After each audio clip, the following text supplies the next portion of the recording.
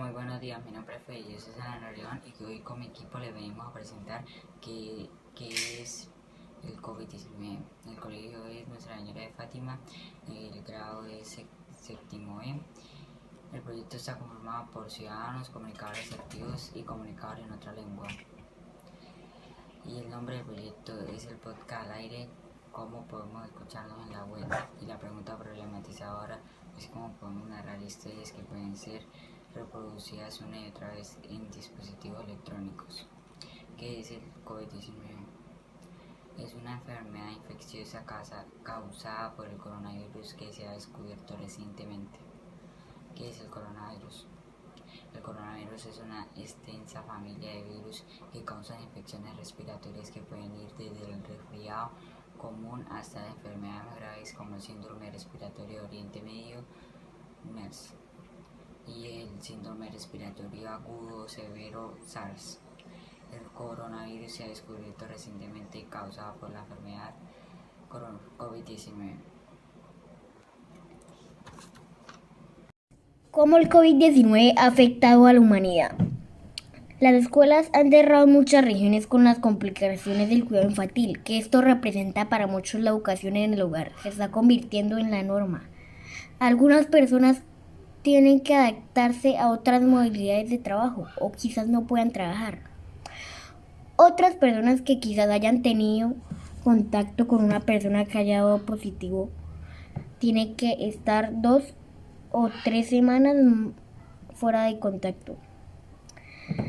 La dificultad para frenar la expansión de la epidemia ha obligado a los gobiernos a aplicar medidas extraordinarias como cerrar edificios públicos, empresas, comercios y además limitar la movilidad. Como consecuencia se ha reducido la producción, el consumo y el turismo en la mayoría de países afectados. Los gobiernos han tenido que tomar medidas de confinamiento más o menos duras, no tanto por vencer el virus, sino para evitar el colapso de los sistemas sanitarios en Latinoamérica. A la precariedad de los sistemas públicos de salud se une el elevado número de personas que padecen de enfermedades no transmitibles, hipertensión, padecimientos cardiovasculares, diabetes, cáncer, asma y otras enfermedades respiratorias.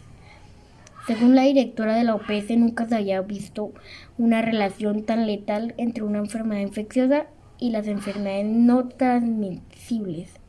Y los datos son realmente alarmantes.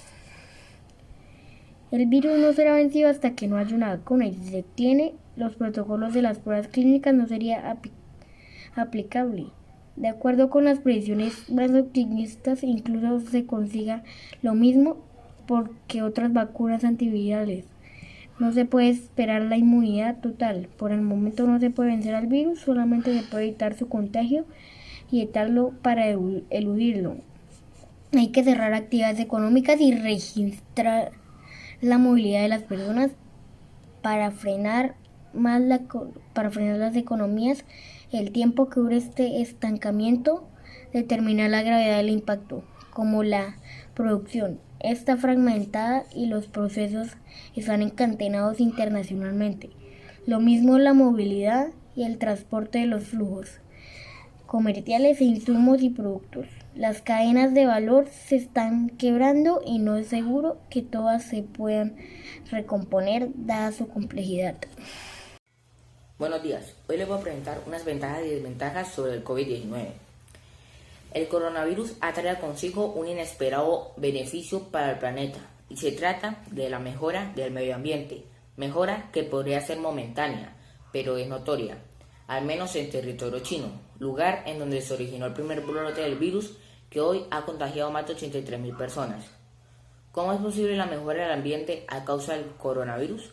Así como explica el detallado informe de la BBC Mundo, el coronavirus ha traído consigo un efecto de aire más limpio y de reducción de las emisiones de gases responsables en gran parte del cambio climático mundial.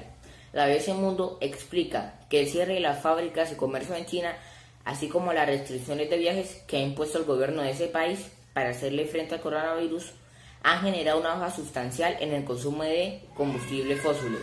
Esa reducción se traduce en una caída al menos de un 25% de las emisiones de dióxido de carbono al medio ambiente y según los cálculos del Centro de Investigación en Energía y Aire Limpio, CREA de los Estados Unidos, la demanda de electricidad y producción industrial en China está debajo de sus habituales niveles. Esta reducción del 25% de emisiones del dióxido de carbono por parte del territorio asiático equivale a una reducción global del 6%.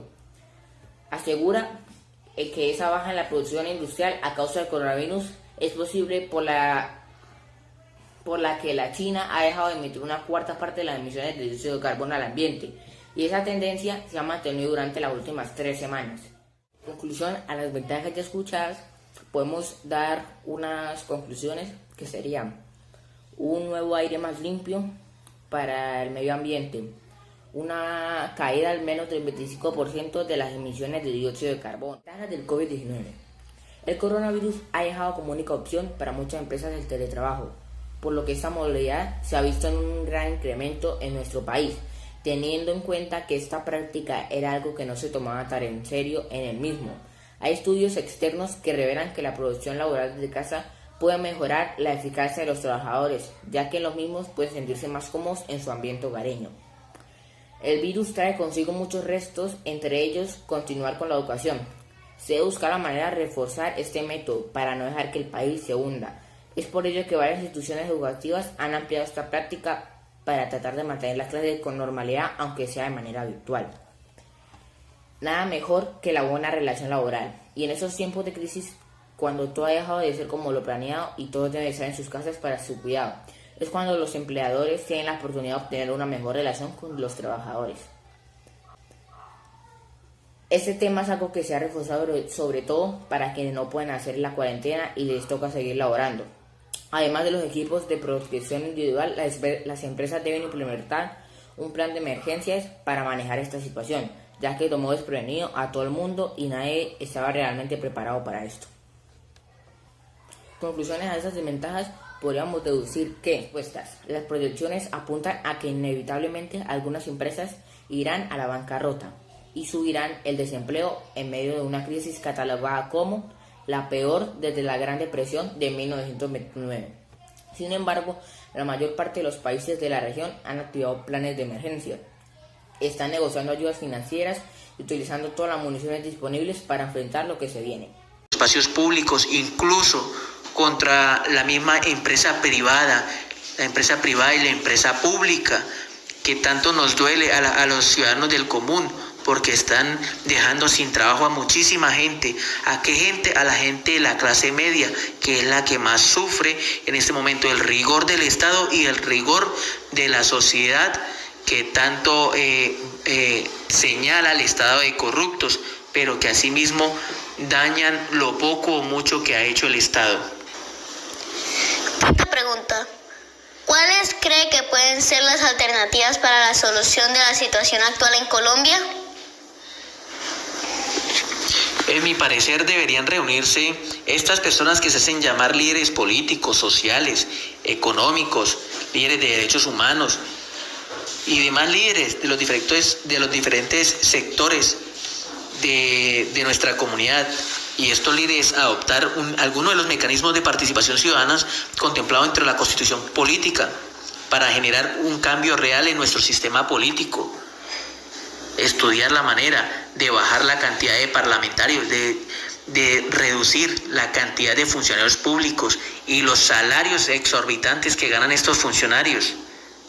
Buscar una mejor propuesta sobre muchos temas económicos, sociales, educativos, para que de alguna manera vaya prosperando nuestro país, podamos sacar adelante la deuda externa y consolidarnos en una real democracia, porque desde el mismo momento en que ejercemos el voto, ahí toda la sociedad, no solamente los grupos políticos, sino el ciudadano de a pie, está siendo corrupto, y por esa corrupción, en el momento de ir a sufragar, a votar, bien sea por elecciones locales, departamentales o nacionales, ahí estamos eligiendo a nuestros líderes, que son los que están de alguna manera afectando al pueblo después de que son elegidos. Señor Juan Carlos, muchas gracias. Señor Juan Carlos, Muchas gracias por su atención y por darnos su punto de vista. Buenos días, mi nombre es Andrés Felipe Valderrama y el día de hoy me encuentro con el señor Juan Carlos Valderrama para hacerle una entrevista sobre la protesta social que está presentando en Colombia. Primera pregunta, ¿cuál cree que es la causa principal de la situación de caos que se está viviendo en nuestro país? Buenos días, Andrés Felipe. En mi parecer, son dos causas las que principalmente motivan a la sociedad en Colombia a generar esa rebelión, ¿sí?, o esa inconformidad en contra del gobierno. Primero, la desigualdad social. En la historia de Colombia siempre hemos estado divididos entre clase alta, media y baja. Pero al pasar de los años, con la tributación que se hace al Estado, con los impuestos, con la situación económica, la falta de trabajo y con múltiples factores socioculturales que afectan a la clase media, esta clase media se está viendo afectada cada día más y se está engrosando la cantidad de personas o familias dentro de la clase baja. La segunda causa, y no menos importante, es la corrupción. Tenemos un sistema demasiado corrupto en Colombia, sobre todo el sistema político. Hay demasiadas cantidades exorbitantes de funcionarios públicos en todas las ramas del poder público, tanto en la rama judicial, legislativa, como la ejecutiva. Tenemos muchos funcionarios públicos con unos salarios exorbitantes, unos salarios por encima de los 10, 15, 20 y hasta 35 millones de pesos, cuando tenemos un salario mínimo para la población de la clase baja alrededor de los 850,000 pesos. Además de estos salarios exorbitantes de tantos funcionarios del Estado, también está la contratación pública, con unos sobrecostos que generan un detrimento, están desangrando las arcas del Estado. Segunda pregunta, ¿las redes sociales censuran contenidos del paro nacional? Es posible que las redes sociales censuren contenidos y de hecho es responsabilidad de los presidentes, de las personas que dirigen estas redes sociales, porque existe demasiado contenido que incita a la violencia, mucha información falsa que despierta rencores y odios desde la población hacia la institucionalidad, hacia el gobierno, hacia la fuerza pública.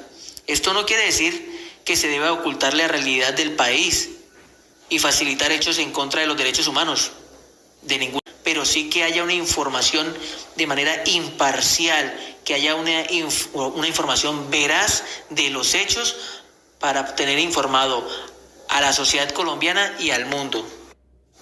Tercera pregunta, ¿qué opina usted sobre la protesta social que está viviendo nuestro país?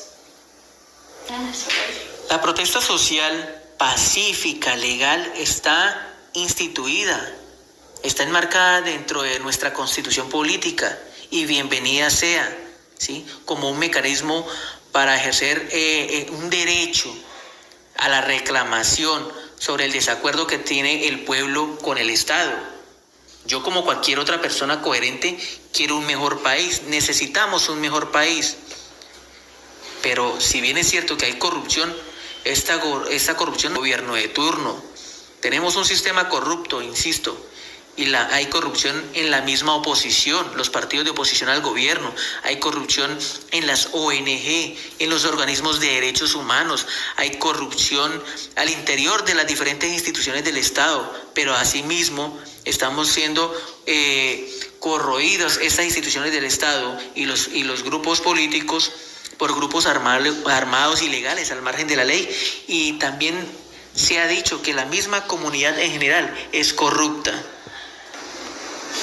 Cuarta pregunta, ¿cree usted que se están logrando los objetivos de la protesta social pacífica? Hasta